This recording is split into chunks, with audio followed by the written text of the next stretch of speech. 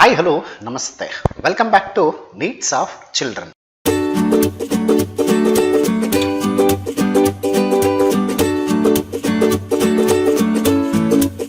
In this session, we are going to get the information about 9th Standard English Medium Social Science, Political Science, Chapter number 3, continued part of State Government. In the previous session, we get the information about the introduction for the State Government, State Legislature, in that Vidhana Sabha and Vidhana Parishad too. Powers and functions of the Legislative Assembly as well as powers and functions of the Legislative Council. Let's come to the about State Executive.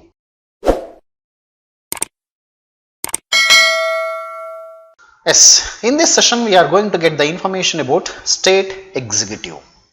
The State Executive comprises the Governor, Chief Minister and the Council of Ministers, nothing but the Cabinet. Though the Governor is the constitutional head, the Council of Ministers with the Chief Minister as its head of the real executive authority, nothing but power. The Governor can exercise his authority either directly or through his appointed officials. Let's come to about the Governor. The President nominates the Governor on the recommendation of Prime Minister and his Cabinet for any state. Every state is required to have a Governor. However, sometimes 2 or 3 states can have single Governor. Then what are the qualifications are required to become the Governor of any state? Should be a citizen of India, should not be less than 35 years of age, should not hold any office of profit under the government, should not be a member either parliament or state legislature. In case if he is a member, he has to give the resignation to the post. If he is a member, either he should resign from the post when he is appointed as a governor. So these are qualifications to become the governor of any state. Then what are the terms of office, salary and perquisites? The term of office of the governor is 5 years. However, he continues to occupy the post even after the completion of this term till the successor is appointed. Next governor, until appoint of the next governor, he may continue. The President may recall the governor on the recommendation of Union Council of Ministers before the expiry of his term, that is in the hands of the Union Council of Ministers. The governor receives salary and allowances as fixed by the Parliament, and he will be resides at the official residence name called as Raj Bhavan. His actions cannot be questioned, nor can he be prosecuted in a court of law. That is, any court of law, he should not be arrested, he should not be called for the questions. So let's come to what are the powers and functions of the governor.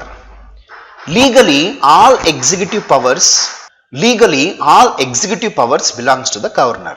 However, the chief minister and his council of ministers exercise these powers. Legally, all executive powers belongs to the governor. However, the chief minister and his council of ministers exercise these powers. Let's come to among that the first one, executive powers of the governor. The governor is the executive head, appoints the ministers on the advice of the chief minister.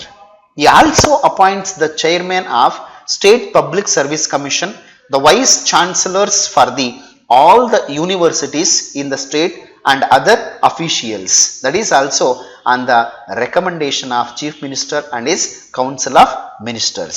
So these are the executive powers of the governor. Whereas the legislative powers, the governor has the power to summon, postpone or dissolve, prepone, postpone or dissolve the assembly on the advice of the chief minister. He also has the power to nominate one person to the assembly and of the members to the legislative council. He may approve or withhold a bill approved by the legislature. If he need it, he can forward a bill to the president for his approval. So these are some of the legislative powers of the governor. When it comes to the financial powers of the governor, the finance bill cannot be presented assembly without the permission of the governor. The governor has the power to appoint the state finance commission and planning commission. The state emergency fund is in his name and funds are taken out from it to deal with emergency situations like droughts, floods, earthquakes. In the previous lesson, Union government, we discussed about the three emergency issues like national emergency, state emergency and financial emergency. Among that state emergency, it is in the name of governor and there will be a fund. That fund, it is used to be very important situations like drought, floods and earthquakes, etc. So these are the financial powers of a governor. And the judicial powers. The governor has the power to pardon those who have been convicted and reduce, postpone or change the punishment given to the criminals. Some severe punishments, either it is a sentence to death, lifetime imprisonment, for a human sake, he can be reduce the punishments which are given by the courts. Reduce, postpone or change the severe punishment to the criminals. And he appoints the state advocate general and district judges. That is also on the recommendation of the chief minister and his council of ministers. And the next about the discretionary powers, nothing but are called as the other powers. In the other powers, the governor uses his discretionary powers, other powers, while appointing the chief minister of the state when there is no clear majority. If there is no majority, for example, during the general elections, if any political parties will not get the magic number, majority seats of votes, numbers to form the government, during that time, governor has the power to use appointing the chief minister of the state. He may also withhold the bill passed by the legislature and send it to the president. Recommended to the president to declare emergency in the state. For example, like in the state government fails to provide proper administration system, during that time he may recommend to the president to declare the emergency in the state.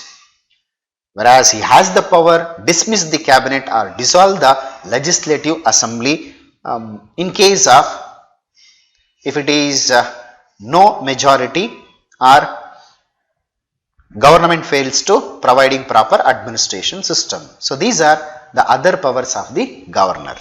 So overall, these are all the powers and functions of the governor. So let's come to the State Council of Ministers. Our constitution provides for a council of ministers with the chief minister as its head.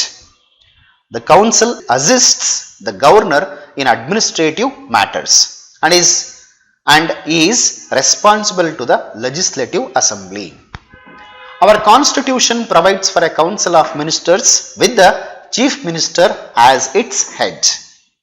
This council assists the governor in administrative matters and is responsible to the legislative assembly. Here the council has many functions. Among that, it decides the government's policies, it prepares the state budget and presents it in the legislature, it advises the governor in matters of appointment, the chairman of the State Public Service Commission, its members, the Lokayukta. Each minister has to ensure efficient working of his department. It has coordinate and supervise the working of the different departments. So these are some of the very important functions of the State Council of Ministers. Let's come to the about Chief Minister. The chief minister is head of the state government.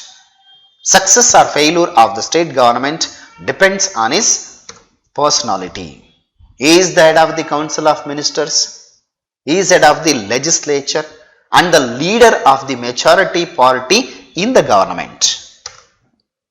The chief minister should be a member of any one of the two houses, either legislative assembly or from the legislative council. Even those who are not members of either house can become the chief minister. However, he has to become the member of any one house within 6 months. Even anyone can become the chief minister of state, but after appointed as a chief minister, he has to become the member of legislative assembly or legislative council within 6 months. So let's come to some of the powers and functions of the chief minister. He prepares the list of ministers and send it to the governor. He allocates portfolios to the ministers. He can also change the portfolios allotted to ministers. Portfolios are administrative powers like home minister, health minister, education minister, whatever the different departments are there. So his will and wish to choose and assigning the portfolios that is in the hands of the chief minister. He has the power to remove those ministers who are not loyal to the government, act against the council of ministers, or have criminal record. That is the power having by chief minister remove the ministers. As the head of the government, he plays a very important role in formulation of policies. As head of the cabinet, he can summon or postpone its meetings. He has the power to coordinate and supervise the working of all departments. So these are the very important powers and functions of the chief ministers. So that is about today's session. I hope you have understood the concepts till now what we are discussed. If you are having any doubts related to this lesson, you can comment in the comment box. So that's it about today's session, and I will come back with the next video, next session. Until, keep watching my channel. Thank you. See you in the next session. Bye bye. Take care.